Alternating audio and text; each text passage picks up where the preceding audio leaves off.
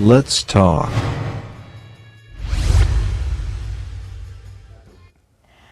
Assalamualaikum warahmatullahi wabarakatuh. Saya Ari Utami. Waalaikumsalam. Sekarang kita ada di Pabrik Interaktif bersama tamu spesial Radio Andika. Beliau adalah Dr. Supriyanto Darmorejo, spesialis bedah Vinax MKes. Tidak lain tidak bukan adalah Direktur Utama Rumah Sakit Umum Daerah Dr. Iskak Tulungagung. Kita akan melihat keseharian beliau karena sekarang ini beliau sudah ada di rumah dengan baju koko, dengan kopiah hitam yang sangat cakep dan segar. Dan kita Habis akan... mandi soalnya. Sudah mandi ya dok ya? Ya habis mandi. Alhamdulillah. Habis mandi, terus ngisaan sebentar. baru ketemu sama. Oke baik. Kita akan mengorek banyak kepada Bapak Dirut. Pak Dirut ini tentang aktivitas beliau sampai kemudian bisa membawa Rumah Sakit Dr. Iskak Tulungagung itu punya nama yang luar biasa ya dok ya? Iya tentu saja bukan dari saya sendiri sih. Oke, tapi buktinya saya punya loh dok. Satu pernyataan dari Dr. Azhar Jaya SKM, beliau Dirjen Pelayanan Kesehatan Kemenkes, yang menyatakan Gimana? Rumah Sakit Dr. Iskak itu sombong katanya ya. Tapi ini kayaknya sombongnya bukan sombong yang negatif ya dok ya? Oh, itu pas raker Kesnas ya, rapat kerja kesehatan nasional sih. Jadi maksudnya itu guyonan, beliau itu guyonan, bukan kok Dr. Iskak dan saya sombong, itu maksudnya enggak. Yang itu, seperti apa dok sebenarnya? Sombong seperti apa dok? Saya jadi penasaran. Teman Andika nanti bisa melihat di Instagram, Talkshow ya, Talkshow dan Instagram. Iya. Itu ketik aja judul Rumah Sakit Dr. Iskak sombong gitu. Nanti itu akan muncul gitu. Oke. Akan muncul itu. Sombongnya dalam arti sebenarnya gurauan itu. Gurauan dari Pak Dirjen waktu di rapat raker Kesnas itu, di mana di hadapan Direktur Rumah Sakit seluruh Indonesia, juga di depan Kepala Dinas seluruh Indonesia, itu disampaikan supaya mungkin maksudnya Pak Dirjen itu semua mata biar ngelihat ke beliau gitu. Kan diksi itu kan semua orang bisa melihat dulu ada apa kok Pak Dirjen, attention getter. Kok Pak Dirjen ngomong begitu kan gitu. Nah ternyata sombongnya dalam arti, ternyata sombongnya dalam tanda kutip, bukan sombong beneran. Jadi untuk menekankan bahwa Rumah Sakit Dr. Iskak itu tidak pernah ke sana untuk merengek-rengek minta anggaran. Jadi dikasih sama ndak yang ndak ada bedanya.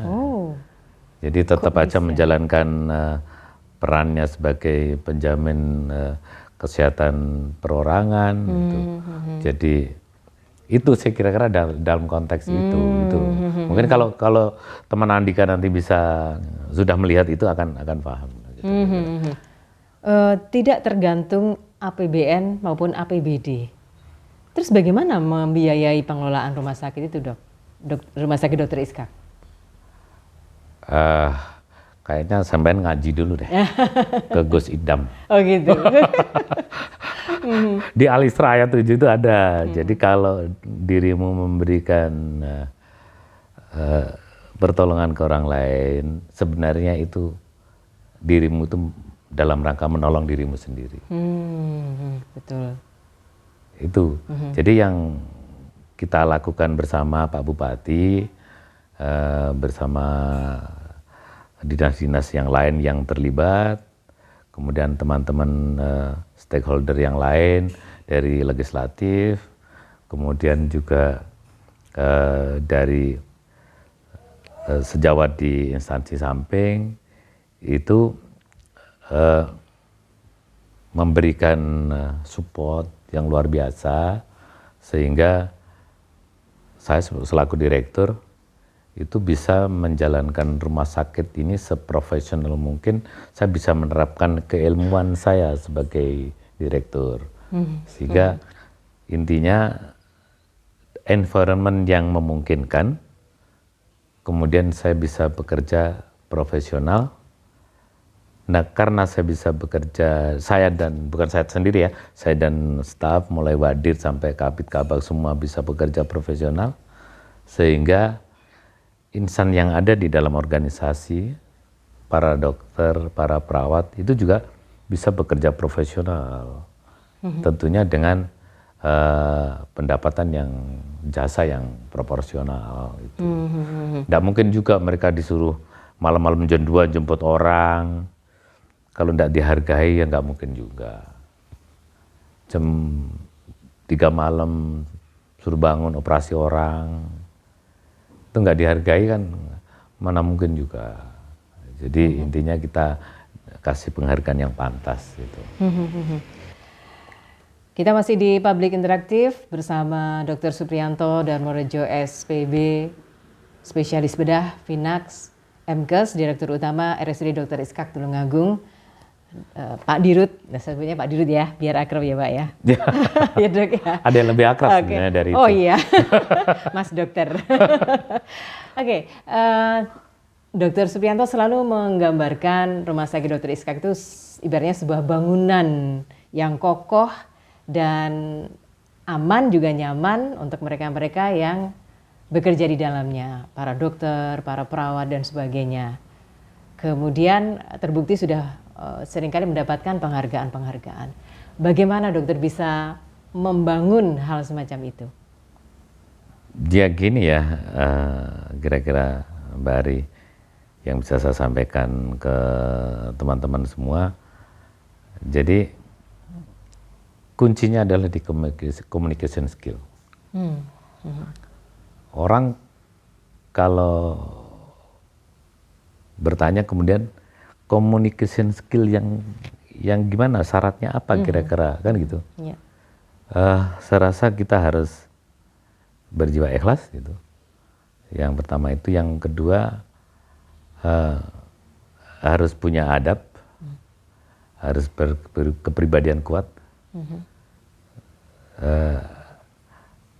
berkarakter kuat gitu. Sehingga ketika ngomong menyampaikan gagasan itu orang punya attention itu, dan kemudian message-nya nyampe. Kalau satu demi satu kemudian message itu nyampe, message-nya apa sih gitu? Message-nya ya, ayo kita membangun sebuah safe community gitu, komunitas yang aman nyaman untuk kita tinggali bersama. Caranya bagaimana? Ayo kita jaga rumah sakitnya. Gitu. Diajak semua menjaga. Nanti kalau misalnya tanya loh, kenapa pentingnya menjaga rumah sakit gitu? Kita kembalikan lagi, kalau kita tidak menjaga rumah sakit itu, kalau kemudian kita, anak cucu kita, keluarga kita, tetangga kita, masyarakat sekitar kita sakit, terus mau kemana? Sehingga saya sering mengatakan, kalau kita tidak jaga rumah sakit, itu saya ibaratkan, itu orang yang menggali kuburannya sendiri. Karena apa? Nanti kalau rumah sakitnya itu tidak bisa kita andalkan, ketika kita kena masalah, kan kita sendiri yang susah. Dan bahkan kalau kena serangan jantung, nggak dipasang ring jantung saat itu juga, karena rumah sakitnya nggak bisa diandalkan, bisa meninggal mendadak kan orang. Padahal kematian tertinggi di Indonesia atau di dunia itu bahkan itu jantung, kasus kardiologi. Jadi saya edukasi begitu pelan-pelan selama ya mulai dikenal dengan berbagai inovasi-inovasinya itu kira-kira ya di tahun ke-2 akhir lah, hampir tahun ke-3, dan kemudian terus, jadi perlu waktu panjang memang. Iya, betul. Pasti ada orang-orang yang susah keluar dari zona nyaman Pak Dirut ya. Bagaimana cara mendekati pihak-pihak semacam itu? Ada kalanya fase perbaikan itu lewat fase the hammer fase. The hammer fase. The hammer fase itu artinya fase penekanan. Karena kita perlu percepatan dalam perbaikan, ada kalanya tanda kutip agak otoriter gitu. Jadi misalnya kayak gini, kalau anak sudah usia mulai remaja gitu, nggak sholat kan diselentik boleh. Betul. apa itu kemudian melanggar HAM misalnya, selentainya apa dulu gitu. Jadi tanda kutip juga kan. Kadang-kadang kalau memang tidak paham dan difahamkan nggak bisa kan, kita harus keras itu. Agak keras ya. Ya. Tapi itu akhirnya bisa terangkul juga gitu. Akhirnya bisa terangkul juga. Itulah saya istilahkan the hammer fase. Dalam perbaikan itu yang pertama, ketika sebuah organisasi atau apapun bentuknya, ketika kita kepingin perbaikan, yang dilakukan pertama kan melakukan efisiensi efektivitas.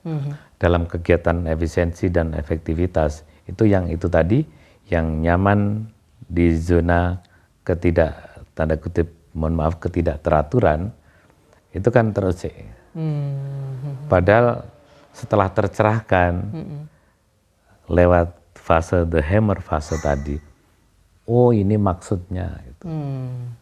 Nah itulah kemudian sadarnya belakangan nggak apa-apa. Tapi kalau kita nunggu sampai kapan menyadarkan persuasi terus, itu juga kita nggak nyampe-nyampe. Oke. Jadi belajar ilmu manajemen saya sama Pak Dirut ini ternyata perlu adanya fase hammer tadi, hammer fase tadi ya. Hammer fase. Oke, luar biasa. Nah setelah itu baru kemudian kita berpikir inovatif, entrepreneurship itu untuk develop, pengembangan. Dan setelah semua memahami, yang terjadi manajemennya dibalik, manajemen kasih sayang. Oh, sudah tercapai sekarang ya. Kekeluargaan ya? itu. Oke, baik. Sampai kemudian Dr. Ishak mendapatkan banyak penghargaan karena memang kinerja yang luar biasa dan itu dipimpin oleh Dr. Supriyanto. Dari macam-macam penghargaan itu yang paling berkesan untuk Pak Dirut apa? Yang mana? Penghargaan tepat persis sebelum COVID kemarin. Waktu di Kongres Rumah Sakit Sedunia, kemudian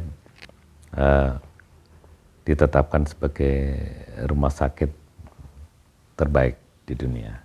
Rumah sakit terbaik di dunia ya Dok ya? Oke. Ya persis sebelum COVID berarti 2019 ya? Sebelum COVID betul. Teman-teman bisa melihat di IHF, jadi International Hospital Federation. Jadi ditulis saja IHF 2019 itu di November nggak salah, persis sebelum COVID.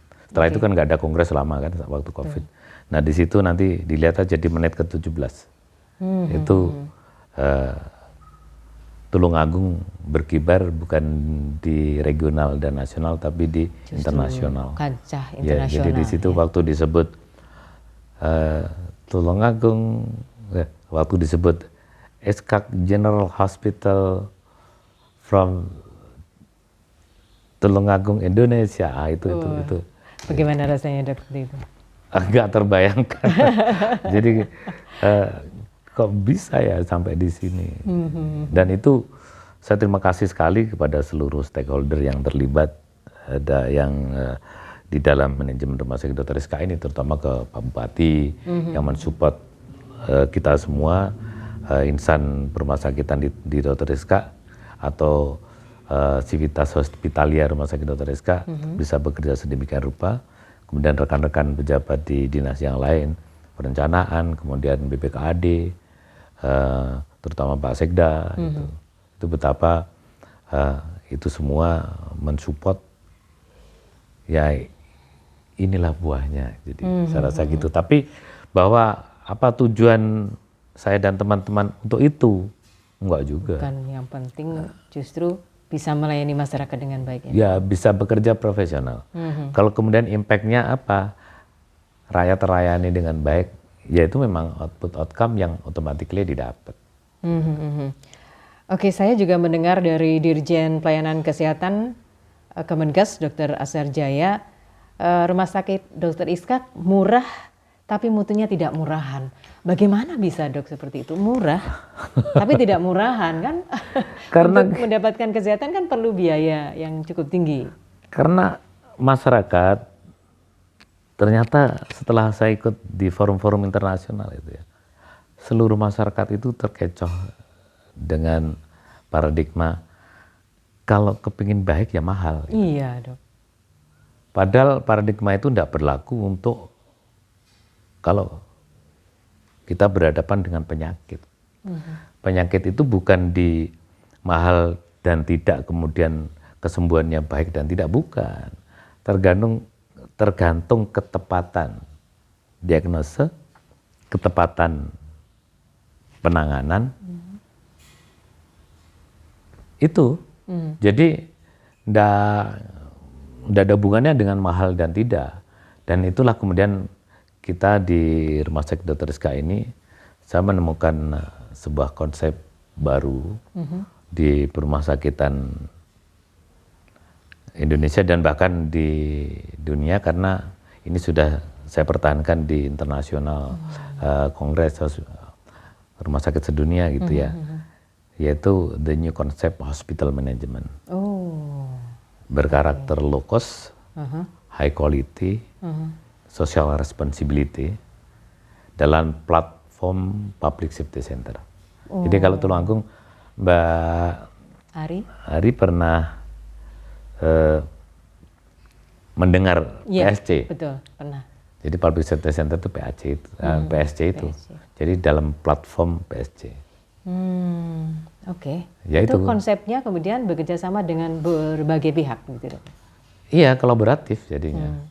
Seluruh pihak, bahkan saya berharap masyarakat itu semua memahami bahwa hanya publik lah yang bisa menjaga rumah sakit ini untuk keberlanjutan capaian. Dan kemudian publik harus paham bahwa hak akses mereka itu sudah kita berikan. Jadi hak akses itu lewat nomor, tentunya nomor PSC 0355320119 itu. Jadi kan kode wilayah ya, 0355320119. Atau download saja aplikasi emergency button Kabupaten Tulungagung. Di situ juga bisa dilihat jam berapapun, kapanpun, kalau perlu apapun yang perlu, maksudnya perlu apapun, perlu pertolongan apapun dalam kondisi apapun, yaitu terutama kalau sakit atau ada kondisi yang bisa menyebabkan orang sakit, misalnya bencana alam, kebakaran, kecelakaan apalagi, terus kemudian kabel listrik putus, listrik mati, itu kan bisa berakibat ke orang, ya telepon aja ke situ.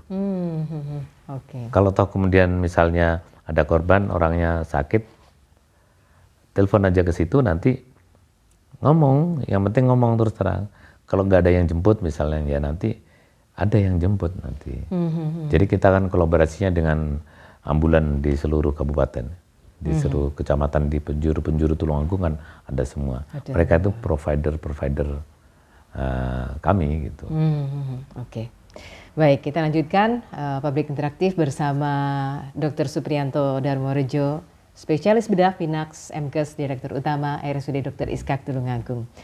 Dokter, Pak Dirut, untuk memimpin sebuah rumah sakit seperti ini kemudian sampai berhasil, pasti akan banyak, harusnya ya dok ya, pasti akan banyak yang pingin juga meniru keberhasilan Dr. Supriyanto. Kira-kira bisa nggak dok ditiru sama manajemen rumah sakit lain? Bisa, tetapi dalam tanda kutip syarat dan ketentuan harus berlaku. Apa dok? SNK-nya apa itu? Ya kalau dianalogkan rumah sakit Dr. Rizka itu adalah sebuah tumbuhan, mau ditanam di tempat lain, kan harus kita semai dulu tempatnya, baru kita tanam di situ supaya bisa tumbuh. Jadi environment-nya harus disiapkan dulu. Jadi biasanya kalau ada rumah sakit yang seperti itu, menginginkan seperti itu, saya dan tim itu biasanya melakukan ke sana mapping dulu dari sisi environment itu. Environment itu tadi sudah saya sebutkan di faktor-faktor yang berpengaruh terhadap manajemen rumah sakit itu. Ini begini, itu begini, itu begini. Nanti kalau sudah ini berarti ini diperbaiki dulu. Setelah terjadi perbaikan ini kemudian baru kita cloningkan sistemnya.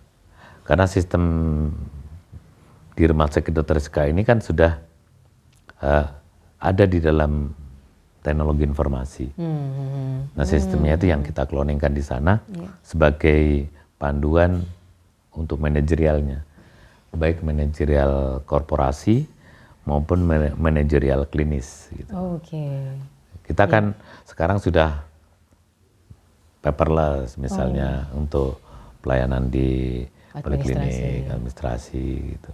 Nah, itu berarti kan waktu dikloningkan tuh jadi gampang gitu. Tinggal peraturannya kepala daerah diganti namanya, ganti, disamakan. Peraturan direktur namanya diganti, disamakan. Udah selesai, sudah. Jadi sudah tidak terhitung yang ke sini. Dari Sabang sampai Merauke, rumah sakit pemerintah, dari kutub utara sampai kutub selatan Indonesia itu ya. Pernah Cilacap sama Tarakan atau mana itu, kan kutub utara kutub selatan itu tak bareng ke waktu mereka benchmarking ke sini gitu. Termasuk juga rumah sakit swasta itu, Ikatan Rumah Sakit Jakarta Metropolitan juga saya ke sini. Terus rumah sakitnya di baik Nahdlatul Ulama maupun Muhammadiyah juga ke sini. Rumah sakit besar di Indonesia, Hermina Group misalnya juga ke sini. Semua. Tetapi kemudian dari semua itu kalau saya lihat tidak sampai 10% yang sudah menerapkan yang bisa persis ya, yang bisa persis. Karena yang paling lama membuat semaian itu supaya ini makhluk ini bisa tumbuh. Iya, betul. Oke. Gitu. Berarti Dr. Supriyanto ini harus juga membagi manajerialnya soal kesehatannya dan kemudian juga sistem operasional atau sistem administrasi, keuangan dan sebagainya, Dok ya? Iya. Rumah Sakit Dr. Iskak ya. Semua. Waduh. Jadi bagaimana caranya membagi sektor-sektor dalam memori Dr. Supriyanto? Kalau sudah biasa kita lakukan sehari-hari dan itu juga kreasi dari kita semua, tentunya kan gampang aja. Kan gitu. Yeah. Jadi sela-sela itu saya juga sebagai bapaknya anak-anak, saya juga ngajar gitu, ngajar calon dokter, juga ngajar calon spesialis. Saya juga ngajar calon direktur rumah sakit gitu, di Magister Manajemen Rumah Sakit gitu. Dan yang saya terkesan lagi, saya selalu diminta untuk mengajar kalau di Magister Manajemen Rumah Sakit itu menjadi direktur rumah sakit di instansi gitu, pemerintah gitu. Kan berbeda dengan direktur rumah sakit di rumah sakit swasta. Di private kan beda jauh. Iya. Jadi tantangannya berbeda. Ya. Oke.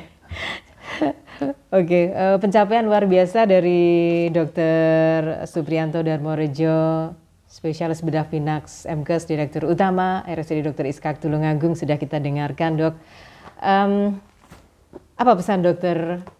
Supriyanto kepada rumah sakit lain yang ada di sekitar kita atau yang bahkan mungkin di Indonesia? Ya, mari kita bekerja kolaboratif untuk menghasilkan sebuah sistem yang handal sehingga kita semua bisa bernaung dengan nyaman di dalamnya. Intinya adalah kolaboratif. Jadi semua kita adalah harus berkolaborasi, bukan hanya rumah sakitan menurut saya tentu saja. Kita zamannya sudah bukan zaman one man show, bukan zaman lagi. Kolaboratif. Mari kita melakukan tindakan-tindakan yang ujungnya adalah kolaboratif. Satu lagi, Dok, tips untuk menaklukkan orang-orang di sekitar kita yang pada awalnya susah untuk diajak kerjasama sehingga kemudian mau menjadi berkolaborasi dengan kita? Persuasi. Selain tadi saya sampaikan di depan tadi ada the hammer fase, kita juga tidak henti-hentinya melakukan persuasi. Dan bahkan sampai sekarang saya tidak berhenti untuk melakukan persuasi kepada siapapun yang saya anggap belum paham terhadap betapa pentingnya rumah sakit. Kalau rumah sakitnya tidak bisa diandalkan, tidak akan mungkin di daerah itu ada yang saya istilahkan safe community. Atau kalau bahasa Jawa itu Toto Tentrem Kertora Harjo. Nggak akan ada. Atau di agama kita itu Baldatun Toyibatun, itu enggak. Baldatun Toyibatun Warabun Gofur, itu enggak mungkin ada. Karena apa? Seluruh yang mengganggu keselamatan, keamanan, kenyamanan kita semua, itu muaranya di rumah sakit. Jadi nonsen akan ada Baldatun Toyibatun Warabun Gofur, atau Gemaripah Loh Jinawi Toto Tentrem Kertora Harjo, kalau rumah sakitnya belum bisa kita andalkan. Itu saya kira-kira closing. Dokter, apa yang belum tercapai dari apa yang menjadi keinginan Dokter Supriyanto? Ya kalau kita sebagai manusia masih sangat banyak yang belum tercapai kalau kita nurutin keinginan itu. Tapi saya bekerjakan dan berperilaku setiap hari bukan berdasarkan keinginan tapi kebutuhan. Jadi mari kita melangkah melakukan aktivitas sehari-hari kita ini berdasarkan kebutuhan, bukan berdasarkan keinginan. Kalau berdasarkan keinginan, ketika nggak tercapai kita kecewa. Tapi kalau berdasarkan kebutuhan, itu keniscayaan kita butuh itu, gitu. Itu enggak, akhirnya hidup ya jalan aja. Kalau keinginan ya nggak akan habis selama kita masih bernyawa, ya keinginannya masih banyak. Yang belum tercapai banyak. Jadi sampai akhir hayat di kandung badan ya keinginannya banyak itu. Oke. Satu hal lagi Dok, kalau kemudian Dr. Supriyanto sudah tidak lagi menjadi Direktur Utama RSUD Dr. Iskak Tulungagung, apa pesan untuk pengganti dokter? Tolong segala sesuatu yang capaian rekan-rekan semua, capaian para beliau-beliau yang stakeholder di Tulungagung ini itu dijaga. Cara jaganya ya jaga keberlanjutan itu, jaga sustainability kan berarti kan, maksudnya kan gitu, jaga sustainability, menjaga sustainability capaian ini kan, itu tentunya dijaga dengan senantiasa memperkuat visi, misi dan komitmen, tegakkan aturan atau law enforcement, dan yang terakhir jangan berhenti untuk mengedukasi masyarakat supaya mereka paham akan hak-hak mereka, sehingga kalau hak mereka itu tidak kita berikan, mereka lah kontrol paling baik. Mereka bisa protes itu, dalam tanda kutip bisa protes, lu kok sekarang begini misalnya pelayanannya itu. Biarpun saya masih mengakui bahwa tidak mungkin ada kesempurnaan. Pasti adalah kekurangan dari kami semua di Rumah Sakit Dr. Iskak. Kekurangan saya, kekurangan teman-teman semua, kekurangan para stakeholder terkait semua itu pasti ada.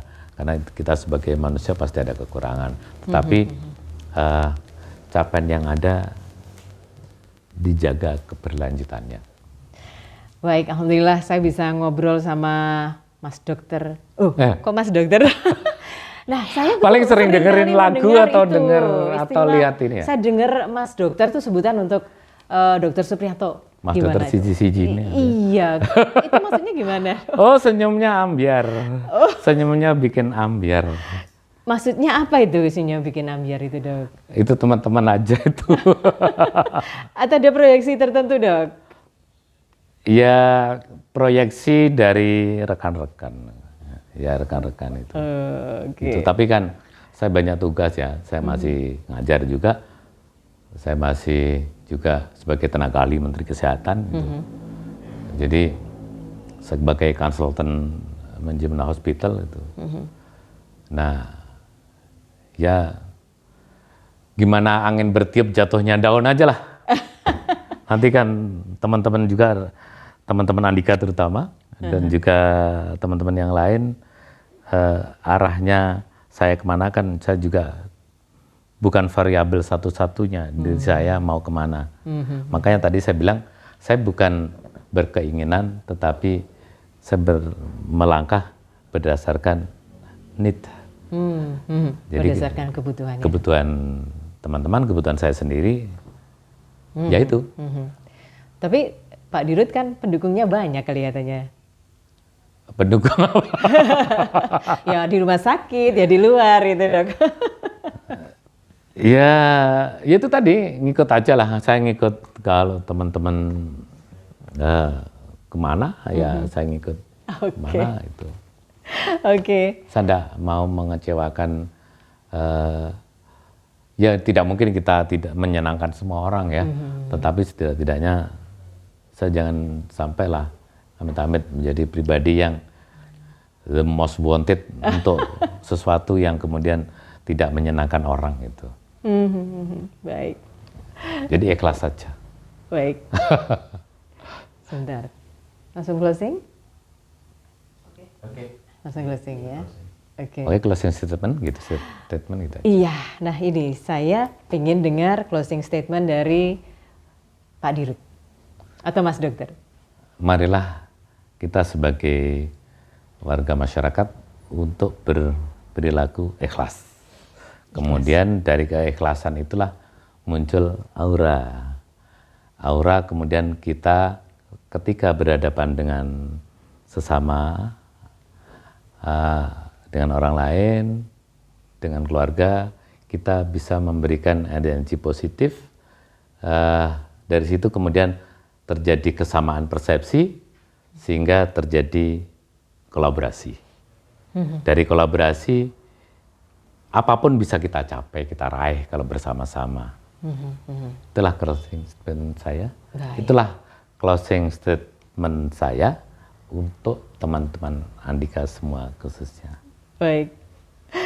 Kita banyak mendengar hal-hal luar biasa dari Direktur Utama RSUD Dr. Iskak Tulungagung, Dr. Supriyanto Darmorejo, spesialis bedah Vinax MKes. Terima kasih dokter, sukses untuk seterusnya. Sama-sama, terima kasih, sukses selalu untuk Mbak Ari, sukses terus untuk Andika. Amin, amin, amin, ya rabbal alamin. Terima kasih, selamat malam dokter. Selamat malam, terima kasih Andika, terima kasih teman Andika. Baik. Terima kasih teman-teman sudah mengikuti Public Interaktif kali ini. Saya Ari Utami. Wassalamualaikum warahmatullahi wabarakatuh. Waalaikumsalam warahmatullahi wabarakatuh.